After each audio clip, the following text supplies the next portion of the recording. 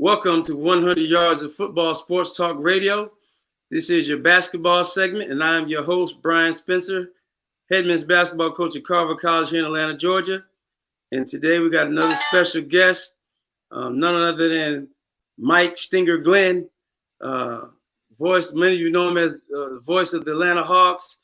Others of us know us as 10 years, right, in the NBA? Absolutely right, Coach. Thank you. 10-year pro in the NBA, played college ball also at Southern Illinois. Does many things here in the community, here in Atlanta. Just a great guy. Knows the game if you listen to the sports broadcast that he does. So, Mr. Glenn, man, it's just a pleasure having you on the show, man. It's definitely an honor, man. Well, Coach, thank you very much. It's good to see you again. Haven't seen you in a while, a few years since we've done anything together. Yes, we're really glad to be on your show. Congratulations for the good work you're doing and putting positive things in the community as usual. Hey, I appreciate that, man. I appreciate that. Now, listen, I got to know, because I've always wanted to know, man, how did you get the nickname Stinger? Okay, glad you asked that. You know, Coach, when I was with the New York Knicks my first year, man, I always got to practice early and stayed late. And it was a guy at camp that year named Pop Green.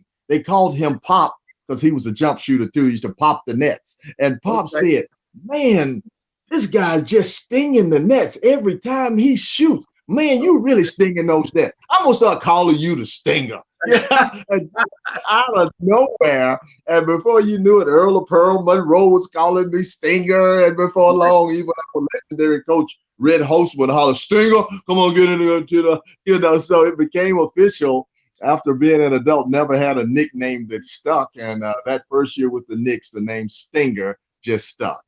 Just stuck with you. You know, and I'm from Syracuse, so I'm a big Knicks fan. Remember Red Holtzman, and you know, I don't call myself a Knicks fan. I'm a Knickerbocker. I go back. Ahead, right now. I go back to David Busher and Clyde the Glide Frazier and Spencer Haywood and you know Bill Bradley, all those guys, man. So definitely good to be with another Knickerbocker. Right on. Man, those were just some wonderful years there. I got the opportunity, Coach, to play 3 years, 78 to 81 there in New York. And Earl of Pearl was a teammate of mine for 2 years. Right. But I enjoyed the whole experience so much, being in the rich culture and energy of New York City. The fans who I think was just second to none, man. The Knicks fans, you got Knicks fans with you. They are with you, man. They are bleeding with you, pulling for you. They are in your corner. So I certainly enjoyed that entire experience and call a lot of those people still my friends and fans. Right. You know, that's on my bucket list, man, to coach a game in the Madison Square Garden. So we're hoping that still happens, man. But give me a story about either the Garden or the Knicks or New York City, something that or Earl of Pearl Monroe, because I mean, man, that's a legend in my books right there. Well, we had so many great things, but I tell you one thing that stood out in my mind early.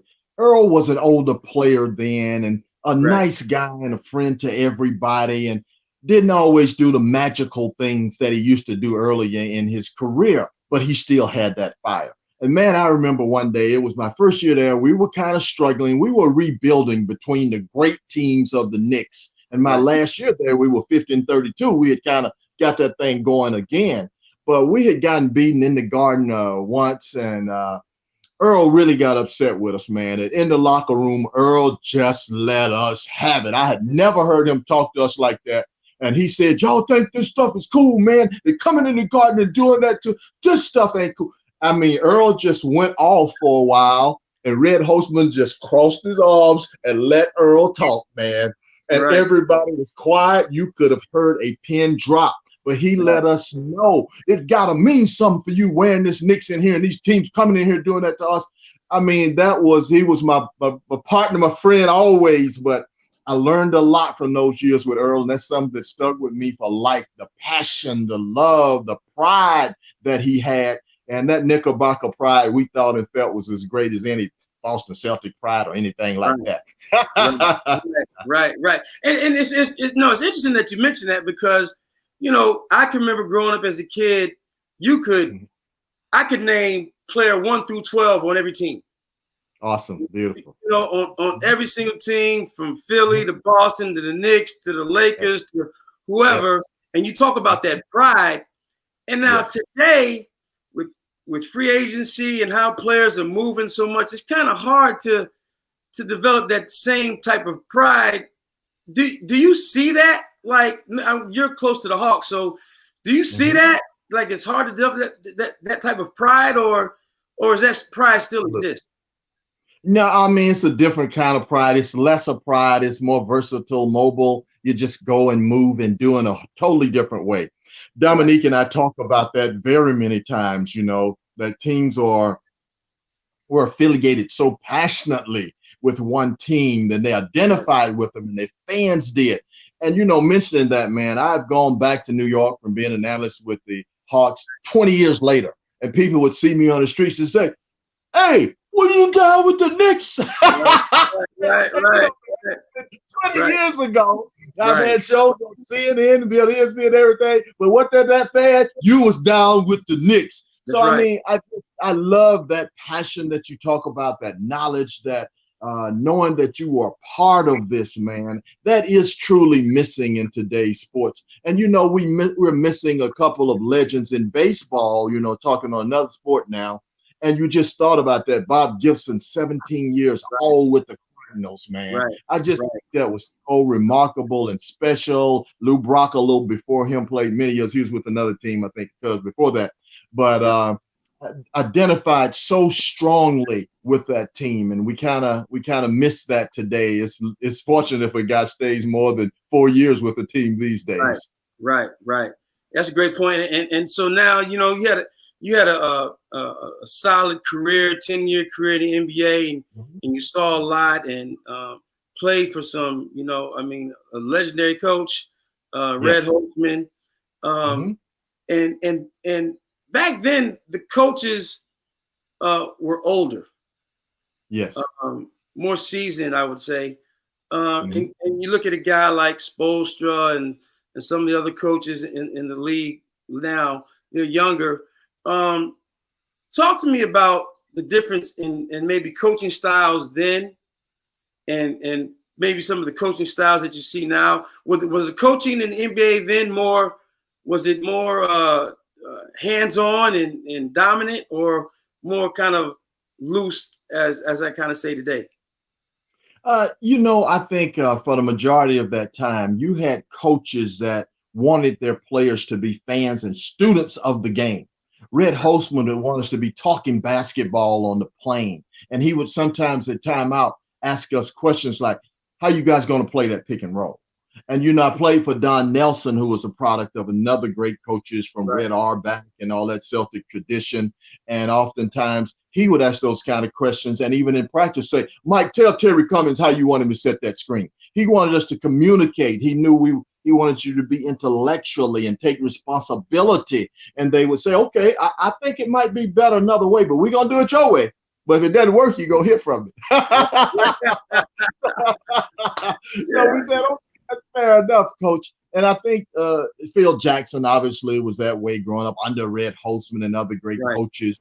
Now I think there's so many other factors. There's so much analytics. There's so many people have a say-so in things, from the up higher than the coach, the general manager, and other people. And they've got ideas on how the game should be played, even on who should be out there playing the game. So I think it's a little more regimented in that respect this way, unless you got some great players like LeBron James.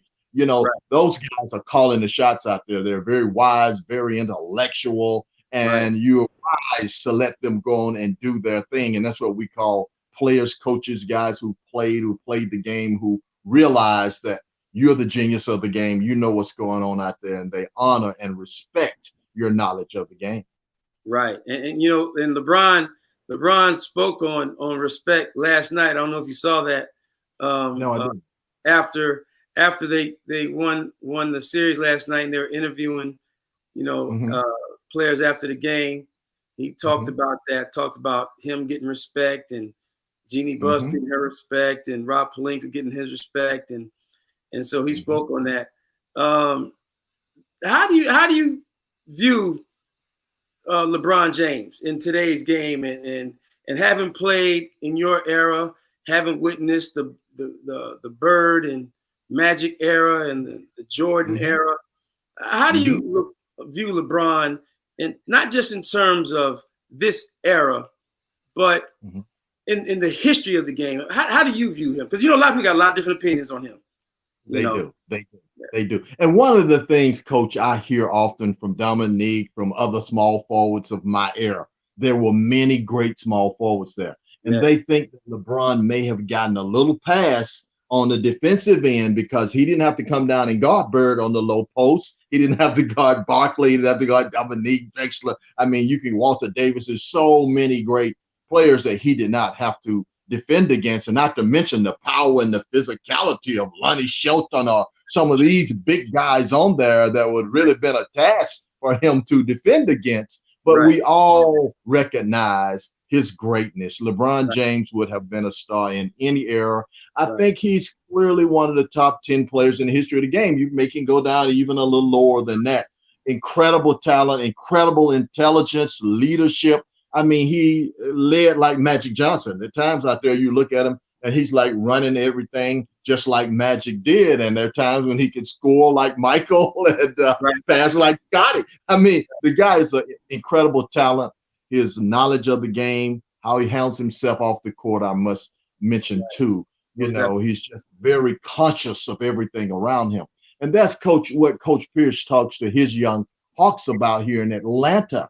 He wants them to know about, you're in Atlanta. You got to know a little bit about the history of Dr. King and the city and civil rights movement. You're a part of this now. You got to have a consciousness of everything. And you mentioned that LeBron's talking about Jenny Buss and the Lakers and the tradition and, this and that and the other. You're a part of that piece. And so that's very important that I think you should do that as a player, a broadcaster, or wherever you are. You have to know the culture, the society, what's happening, and what's your role in the society at this time. Right. And you brought up Coach Pierce and the Hawks. Of course, we're here in Atlanta, and they got a very, very young team. We've got some good young talent, though. Of course, led by Trae Young and John Collins and Kevin Huerter. I hope I didn't butcher his name. DeAndre Hunter. They have some talent to work with. Give me your assessment. You watch the Hawks a lot. Give me your assessment of the Hawks and the direction that they're going, and kind of how that young talent is developing. I think Coach Pierce is doing a fantastic job. He relates to them. He teaches them. He wants them to be a part of what's happening in their world, and they have a lot of respect for him. And I think those guys have come a long ways. The Hawks, the wings, the perimeter game is outstanding. Collins, who missed 25 games during this past season, but was right there on the verge of being an all-star at his position. And we had a little weakness in the lane at times. Teams would beat us up in the lane, out-rebound us, score too many points. But he started blocking shots, getting rebounds. We started getting better there. And Trae Young has just emerged, Coach. I saw him from coming there as a young kid, getting tested that first year. I called it like the trials of Trae Young, because guys were playing physically with him, double teaming him, trying to take his heart away to see if he had the competitive spirit. But he just answered every one of those calls and proved that he's all-star talent. You can build around him. You can trust him. He's going to be there. He'll take the big shot, make the right pass. He gets a little better defensively. I talked to Walt Frazier after we played the Knicks. He said that he really likes Trae. He said when he gets a little bit stronger, a little more durable, and defends a little better, he's going to be one of the true stars in the NBA. I think that was a good assessment from Clyde Frazier as well. But we really have seen that team grow. And I think next year is kind of where they need to make their mark. You're building. Now let us show some positive results of all that building. So they're looking to add a piece or two to it, maybe get a little stronger inside. But I think they are really showing that they are ready to emerge and become a playoff team in the East. Right. And you mentioned them getting some strength on the inside and a lot of the different pieces they have. Cam Reddish also being one of those pieces. Talk to me about Cam and his transition from Duke to the NBA, and where do you think he needs to improve upon, and what do you see the future for him? Okay, wonderful. Now, originally, like the first of the year, Cam was getting a lot of time, and I felt he's so young, man. I felt it was a little above his head. I knew he got talent, he this, and this, but it was not happening right away. And coach, you know, I've seen guys, Michael Ray Richardson, my teammate in New York, they call him the Big Apple turnover his rookie year. And you know, even guys like Sidney Moncrief, Alex English, and so many guys, even their whole rookie year, people thought they were a mistake. So you have to give a young player, particularly now, 1 year of college, he's got to grow. He's got to learn what he can do, what he does best, what to rely on, what to go to. But we start seeing development. His athleticism is tremendous. His defense has always been good. He's learning to anticipate, learning habits of players, very intelligent player. I was excited by the end of the year as much about Cam Reddish as I was of Trae Young. He has that kind of talent. He has all-star talent. It's just going to be a matter of time and not a long time before he's going to be knocking on that door and people are going to be saying this guy should be an all-star. So I was very impressed with him. Wow, that's high praise. So let me ask you this, because you know, you mentioned, you know, his youth and the things that he has to learn and mature and stuff like that. You, of course, now you got the one and done rule, and so you have guys that are leaving to go get this money. Can't blame them for it all. If you have the talent, the ability, you know, to go get paid, go do that. What effect though has that had on, in your opinion, not only on the college game, but also on the pro game itself as well? Yes, it's made it much younger, much more questionable, the talent, the responsibilities of players. You're drafting on a hope and a belief that who this player will be down the road because he's like 19 years old. He played 1 year of college. You really don't know how he's going to develop in the next 2, 3, 4 years. He may grow several more inches, get stronger, get better, be a whole different guy that you hardly even recognize. So I think it's changed the pro game because coaches have gone to it, have needed to go to it, have relied upon it, have been instructed to develop these guys, give them playing time. And you see an emergence of something else, Coach, that kind of bothers a lot of the former players and all when teams are not in the playoff position and seem like they're not trying to win, just trying to develop. So often you weren't aware of that as much back in the era that we played. You were trying to win every game. And then you're questioning sometimes, are they really trying to win or just developing, giving guys a chance and don't care if they win or lose or whatever. And so sometimes that can be a little bother with the young development of the youth again when you got a 19, 20-year-old guy. You're trying to get him some playing time and experience. You want him to grow up quicker than his age. You want him to be 25 next year when he's 18 this year. And that's not usually what to happen, though. So I think that has impacted that. And I think the collegiate game has been hurt tremendously by that.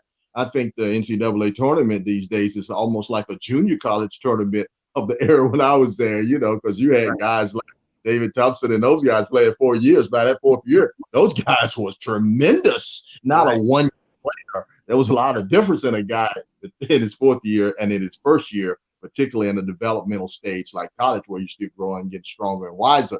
So I think that it's a little bit you get a little rhythm and you can go all the way, and three-point shot has changed everything so much now. You just don't know what's going to happen from game to game. I think you have a little versatile game in college and pros because of the youth and the way that the game is played. Okay, and before we transition on into some other things that you're doing, let me ask you: do you think that a player who is a pro, is there still value in staying in college, even though you know you can go after 1 year?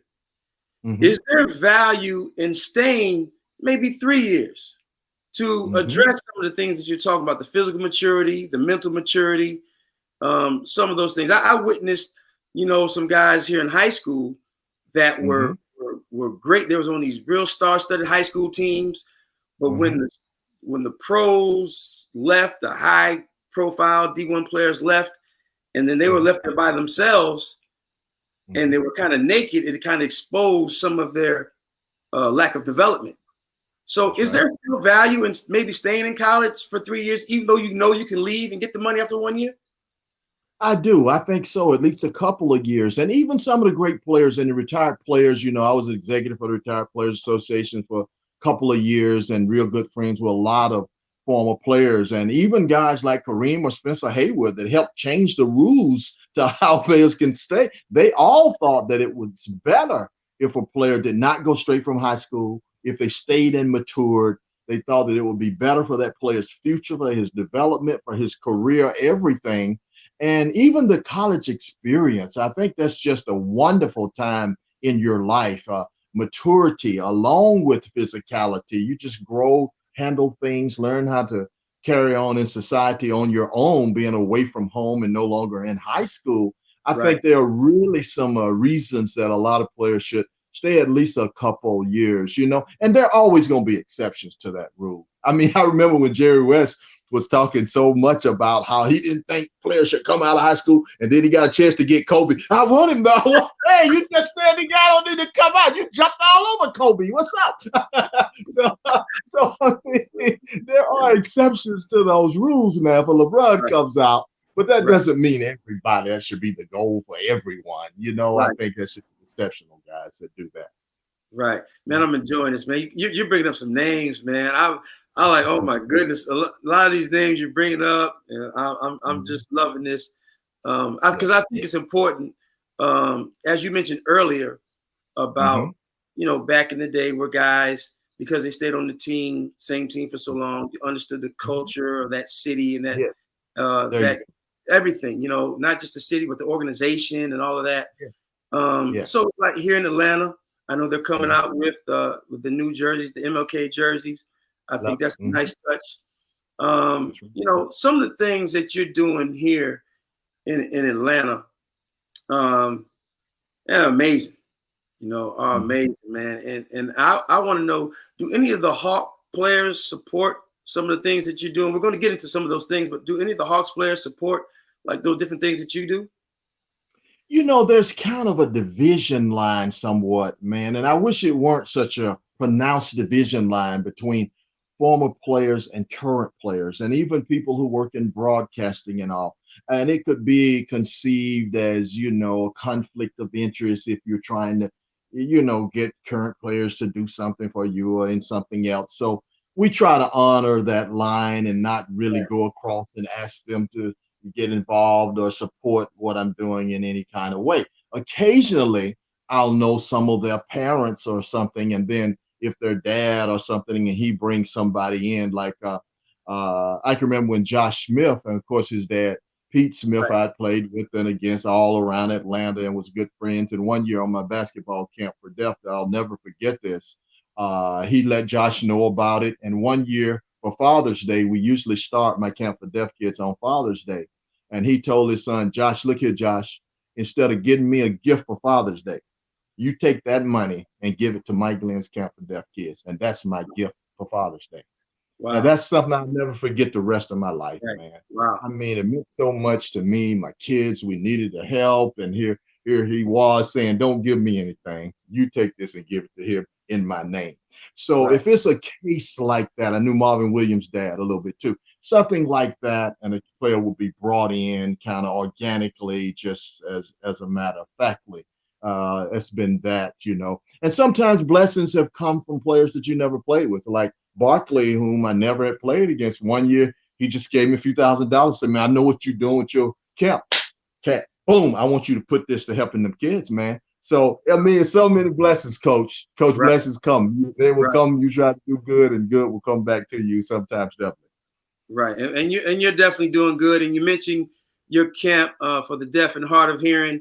And you talked earlier, man. You said it's the first time this year that you weren't able to do the camp in 40 years. So go ahead and speak about your camp for the deaf and hard of hearing.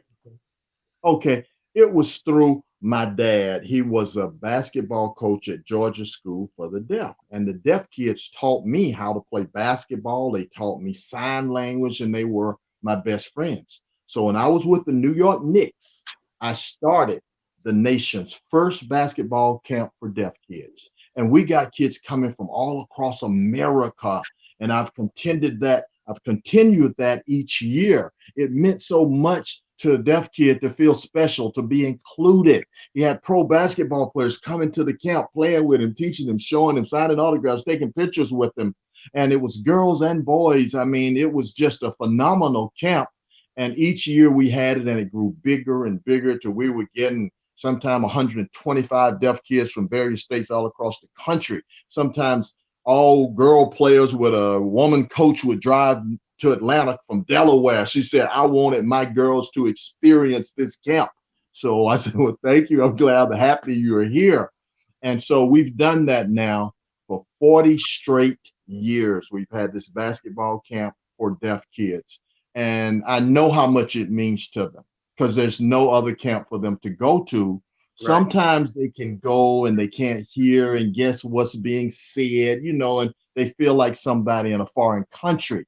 But when they can go to a camp where people know sign language, can communicate, can laugh and talk with their friends, it means so much to them, man. And this is one of the most special things in my life. And it hurt me very badly this year not to be able to have the summer camp for deaf kids and have them come from all over the country, girls and boys, and even the places we go to eat. They told us, man, we sure miss not having your kids in here to have a meal with us and to see the smiles on their faces and everybody is signing. We're so sad that we don't get you this year. So it was really sad. And I hope, like everybody is, that we may be able to pick it right back up next year and have the kids having a wonderful time, and from Globetrotters to others coming by my camp and sharing time with the kids. It's a special camp. And I think I mean that's a great story to share with us. And I think that has to be a part of where your humility comes from, because I met you, I told you some years ago at a rec center here where they had a camp for the recreation coaches, and you spoke, man. You were just so gracious and humble, despite the many accolades that you have and the things that you do. Does that, being in that environment, is that what keeps you grounded, or is there something else? Is that part of that? Oh, absolutely right, man. Because we get different shirts throughout the 40 years, and we had one that said, we were deaf when deaf wasn't cool. And of course, my camp started in 1980, but my dad started coaching a deaf school in the 1950s, man. I knew when there was a time when deaf people weren't respected at all, were not included at all, were just trying to seclude them away from society, man, and they were not treated very well. And that hurt me because these were my friends, man. I grew up with these kids. I loved them. They loved me. And that's why I wanted to start this camp. I wanted them to have opportunities that everybody else had. And right. So then I saw we even had sign language courses that we were teaching with my foundation. And now I remember when one of my best players, Willie Brown, was going to Georgia State, and I would go in and try to talk to them about having an interpreter and how different it is being deaf and how big of a challenge it is for him to take regular English courses like someone else. And it's really a different language that he communicates with. And it was hard for them at that time in the 80s to understand that. But we've had a Disability Act that has been passed now where it's illegal to discriminate against people with disabilities now. Yeah. And everywhere you look now, you see Congress people talking and you see an interpreter right behind them.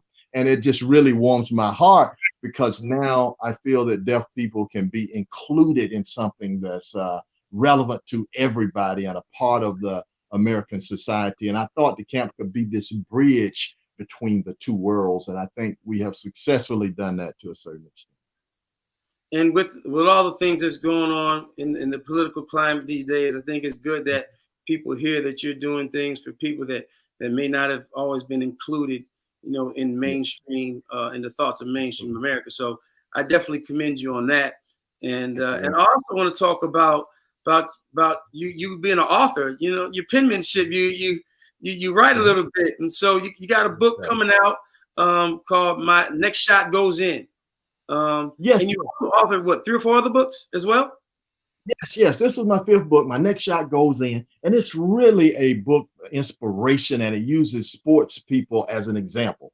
The subtitle is 10 Sacred Characteristics of NBA Players That Lead to Success. And I was often asked that question, how did you get to be this level? How do players do this? And I remember a few times I would talk at various places and I would name some of the characteristics that help lead to their success. And I go 1, 2, 3, 4, and 5. And they would be taking notes and writing, what was the fifth one now? So I said, look here, I'm going to put this in a book. So I put these 10 characteristics in a book, and it's on my website. My next shot goes in 10 sacred characteristics of NBA players that lead to success. And the first one is accepting the challenge. And I talked about how NBA players, when you grow up, you want to go to where the best game is being played. You want to play against the best team. And in the pros, they want to play it against the champions. Bring them on. You want that challenge, and that helps you become better by accepting that challenge. We've seen guys like individuals like DeMar Carroll. I want to be the best defensive player. Let me guard LeBron. You know what I'm saying? You got guys that want to accept that challenge, man. And that's a thing that leads to positive results, accepting that in your life, not running from challenges, accepting. I think that's as a coach of young men today, I think that's one of the biggest things, one of the biggest challenges is to get young men to accept those challenges and to face challenges and to embrace that challenge. There you go. I think that's you can make sure I get that information. I'm gonna tell you right now. There's two things I want. I've enjoyed this, man, and I could do this for another hour probably, but we don't have the time. We don't have the time. But there's two things. One, I want to make sure that we're gonna get that book, your book. My next shot goes in for each one of our players, and awesome, then also, I would like for, God willing, you have the camp next year. Your camp, Deaf and Hard of Hearing. We have a lady at our school, Mrs. Bertha Mack, who teaches sign language. I love all. Yeah, right. And so what I would like to do is I would like for our men's and women's basketball team to come out and participate. Whatever, I don't know what we could do, whatever we could do, but just be there and to participate in your camp in whatever capacity that we could, because I think it's important that they see, it is, that there are people that are not quite as fortunate as you are, and that you're very blessed to have the opportunity to play this game at the level that you played at.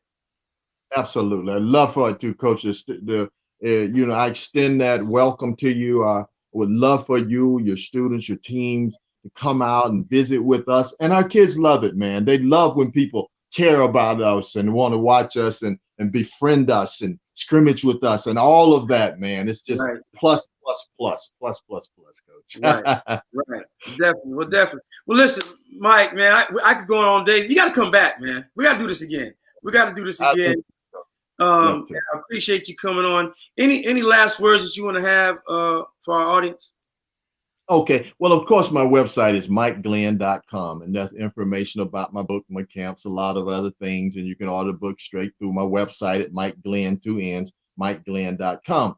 But Coach, I again appreciate what you're doing. And I know we're in a time that is similar historically to a Reconstruction time. We're trying to build a better America. So I want to encourage everyone to hang in there through the challenges, accept these challenges, and find a way to contribute and be better and construct a better society, a better Atlanta, a better community, a better country, and a better world, because it's up to us now to make this a very important time historically and to come out of it better than we were before the pandemic started.